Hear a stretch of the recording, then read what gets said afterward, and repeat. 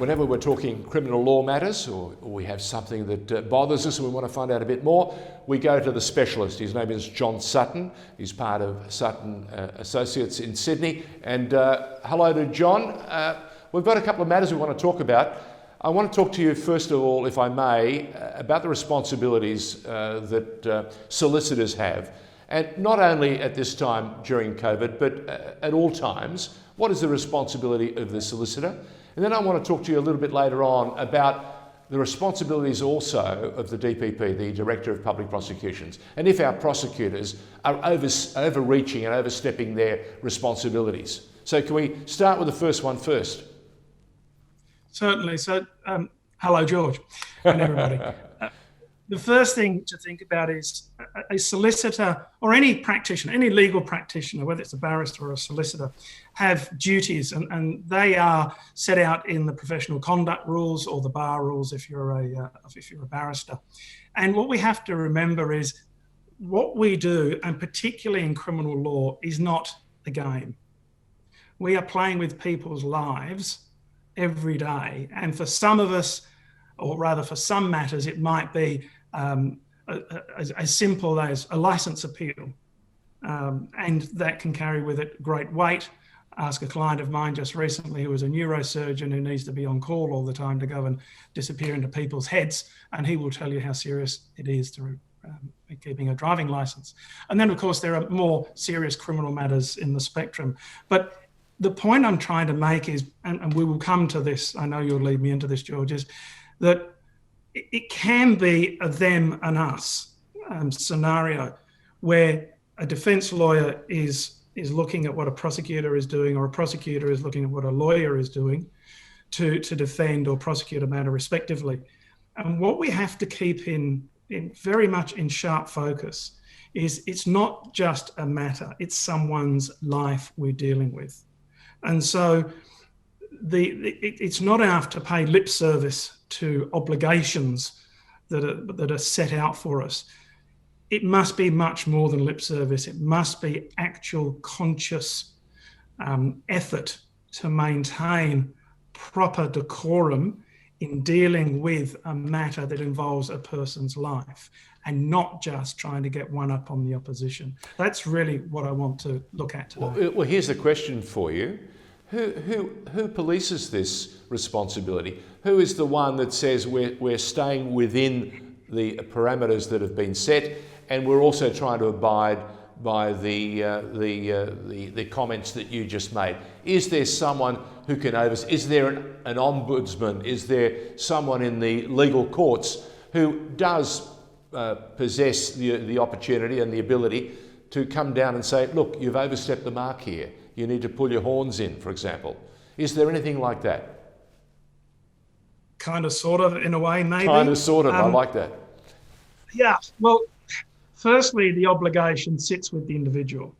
I sit on the Disclosure Committee of the Law Society of New South Wales, and we are encouraged in that committee to raise any ethical issues we might come across. And likewise, I sit on the Criminal Law Committee of New South Wales Law Society, and we have a segment of our monthly meetings where we're encouraged to discuss ethical issues. Then there is the more formal professional standards department of the Law Society, to whom people can complain.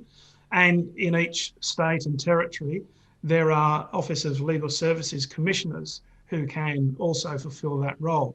But when you get into the world of prosecutors, it's only very recently, and I mean within the last 12 to 18 months, that prosecutors in New South Wales, at least, have had to have a practicing certificate. So the Law Society had no control over them. There is argument to say they now do. But the reality is the person or people who control the ethics and actions of those people are the managers within the Director of Public Prosecutions Office, and also, to some extent, the magistrates and judges who see conduct before them. But of course, there's a lot of conduct that goes on outside of the courtrooms that judges and magistrates won't ever see. So they're the various organs that exist. And I have to say, I also believe there is incumbent upon every single solicitor to bring to the attention of the necessary persons, that is the individuals, if they see ethical issues arising. I know I've said it, and I don't want to paint myself as some kind of pillar of moral virtue, but I've certainly sat at the bar table and said to individuals, do you really think that's an appropriate act or action or words to say?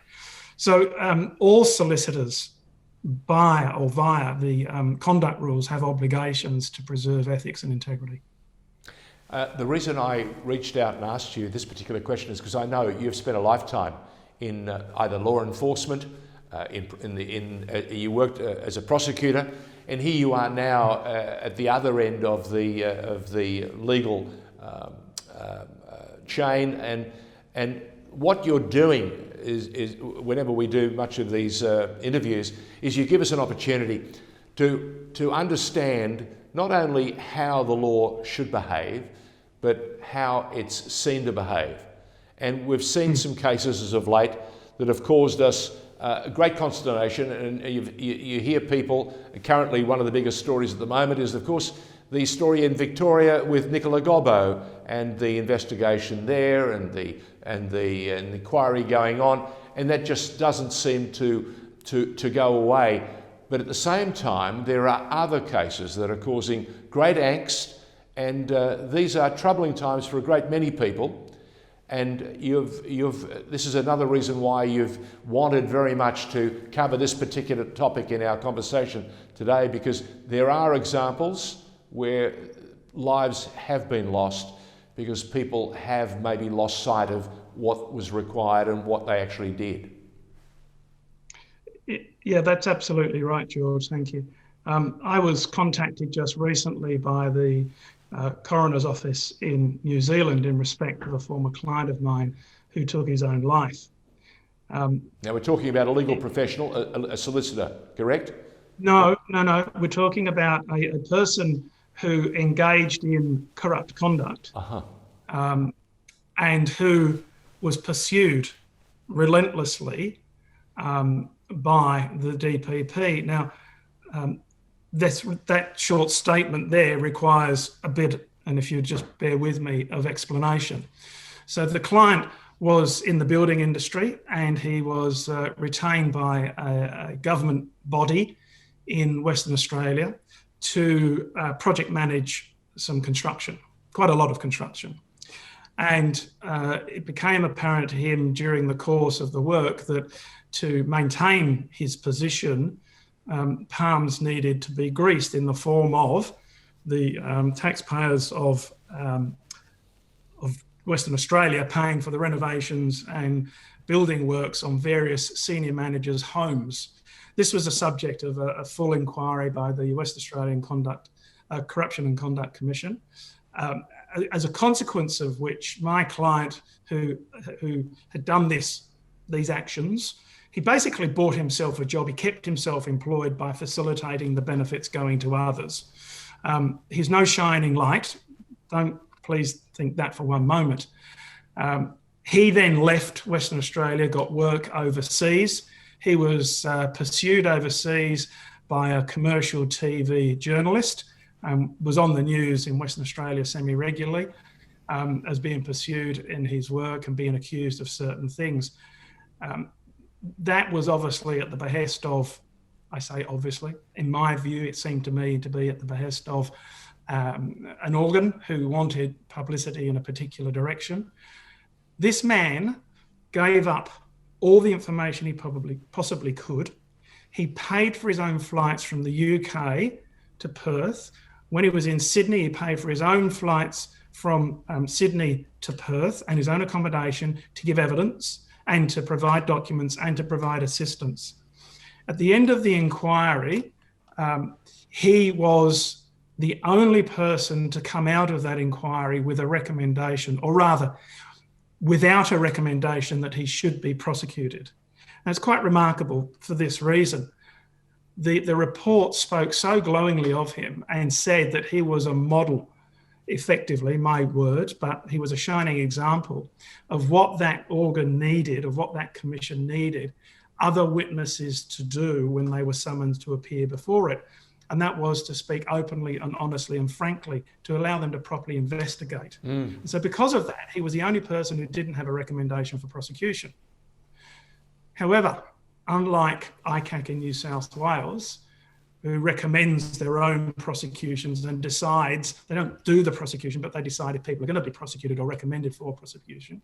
And then they have the state DPP in New South Wales take the matter over. Over there, the DPP says, we don't care what the recommendation is. We are just going to take the matter on. And I've decided, said the DPP over there, that I'm going to prosecute this man.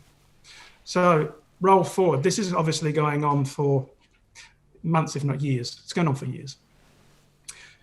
He's paid back the betterment that he received. He has paid his own flights and accommodation and lost money there. He has provided all the assistance he possibly could. His marriage has failed. His wife has left him. He's lost his home. He has no savings whatsoever. He finds himself back in his home of birth, being country of birth, I should say, being New Zealand. And he's working as a builder's labourer, and he's accommodated by a friend who's feels sorry for him and giving him help.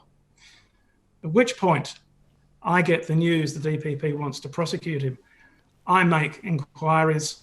I write submissions along the lines of one organ, one pillar of the justice system has recommended he should not be prosecuted for very good, sound public policy reasons.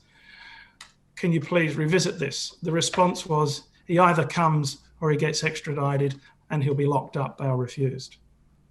So we then spend a couple of weeks trying to negotiate him being able to get over there and get his bail and get his passport back so he could go back to New Zealand to earn money to repay people who were lending him money.